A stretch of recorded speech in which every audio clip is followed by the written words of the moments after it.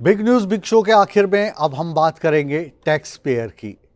ये खबर आपके काम की हो सकती है। आप जानते हैं 31 मार्च को ये वित्त वर्ष खत्म होने वाला है और नौकरी पेशा लोग चाहते हैं कि जो उनका टैक्स कट गया है कम से कम उससे ज़्यादा उनको ना भरना पड़े, या अगर उन्होंने ज़्यादा भर दिया है तो उसको वापस कैसे पाया जा सकता है। इसके लिए गवर्नमेंट कौन कौन सी स्कीम चला रही हैं वो हमेशा ये जानना चाहते हैं। आज इस रिपोर्ट के ज़रिए हम आप सबको बता रहे हैं कि अगर आपको टैक्स बचाना है तो ये फॉर्मूले हैं, या यूँ कहिए कि ये गवर्नमेंट की स्कीम्स हैं जिसके ज़रिए आपको टैक्स में छूट मिल सकती है। कौन कौन सी स्कीम्स हैं और कैसे आप अपना टैक्स बचा सकते हैं, देखिए हमारी ये खास रिपोर्ट।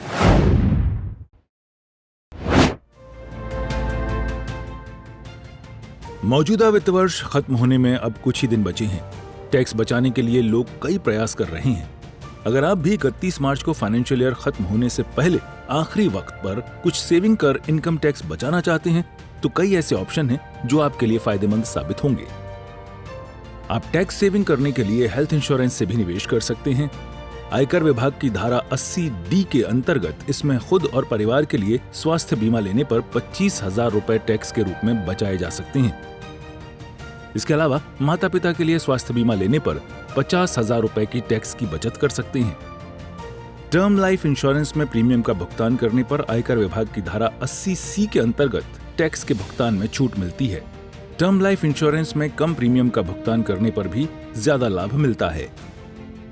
करदाता एक वित्त वर्ष में इसके जरिए 1.5 लाख रुपए तक की छूट प्राप्त कर सकते हैं। आप अपनी कुल EMI में जितना ब्याज दे रहे हैं उसमें से 2 लाख रुपए की रकम टैक्स फ्री है। वहीं जो लोग किराए के मकान में रहते हैं वे भी मकान किराए की रसीद देकर इनकम टैक्स में छूट पा सकते हैं। आप अपना एक PPF खाता भी खोल सकते हैं जिस पर अभी 7.1% सालाना ब्याज दर है। PPF स्कीम में सालाना अधिकतम 1.5 लाख रुपए का निवेश किया जा सकता है। PPF में मैच्योरिटी की रकम पर भी टैक्स से छूट मिलती है।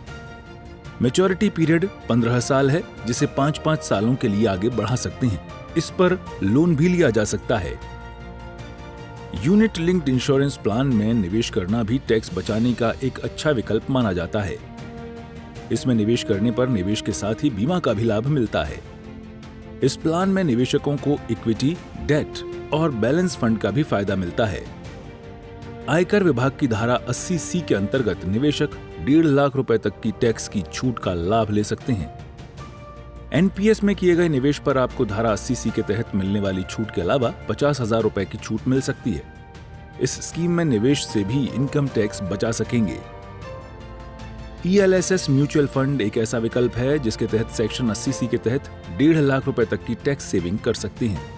साथ ही इसमें निवेशकों की अच्छी इनकम भी हो सकती है। सुकन्या योजना बेटियों के लिए है। इस स्कीम में 10 साल से कम उम्र की बच्ची के नाम से अकाउंट खोला जा सकता है। योजना में शामिल होने के लिए न्यूनतम 250 रुपए से शुरू किया जा सकता है, जबकि सालाना अधिकतम 1.5 लाख रुपए तक जमा किए जा सकते हैं। इसे भी सेक्शन 80C में छूट की श्रेणी में रखा गया है। इसमें भी 1.5 लाख रुपए तक टैक्स सेविंग की जा सकती है। ये हमने आपको टैक्स बचाने के कुछ उपाय बताए, लेकिन इस चक्कर में ये गलतियां ना करें। गलत स्कीम में निवेश न करें।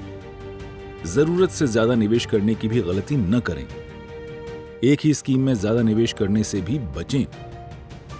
रिटर्न और फायदा देखे बिना निवेश न करें। टैक्स में कहां और कैसे छूट मिलती है इसकी पूरी जानकारी आपके पास होनी चाहिए। सूर्य समाचार के लिए ब्यूरो रिपोर्ट।